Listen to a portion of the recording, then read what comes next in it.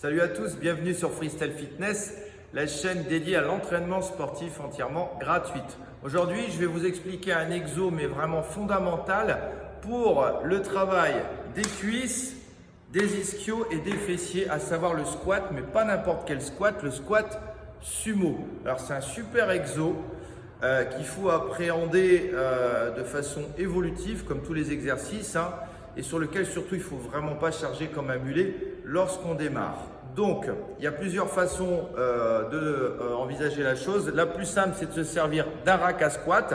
Vous en avez 3 disponibles dans la salle. Le premier ici au niveau de la cage, qui a un gros avantage, c'est qu'il est face au miroir, donc vous pouvez corriger vos postures, tant que ce soit au niveau des placements des genoux ou au niveau du dos. Pas de panique si c'est pris. Vous avez encore 2 postes à l'étage. Il y a 2 chandelles et il y a également une cage pour pouvoir travailler en sécurité. Première chose, assurez-vous que les supports soient placés à bonne hauteur.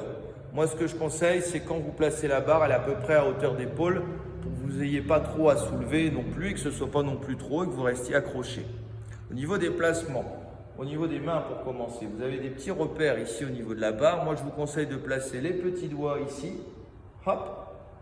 Vous glissez la tête entre les deux, vous resserrez bien ici les omoplates pour être en appui sur les trapèzes.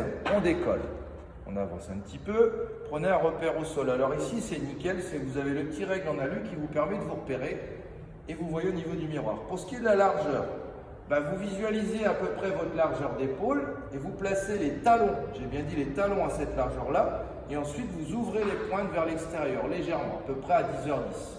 Tiens, je rentre le ventre, je serre les abdos, toujours le regard à l'horizontale. Si vous regardez en bas, vous allez arrondir le dos, ça c'est très mauvais. J'inspire, je pousse les fesses en arrière, tac. Je souffle, je pousse les coudes en avant, je remonte. J'inspire, je rentre le nombril, je serre les abdos, je souffle, je pousse, je redresse. Et à chaque fois, vous redressez complètement pour que le carré des lombes puisse se relâcher. D'accord?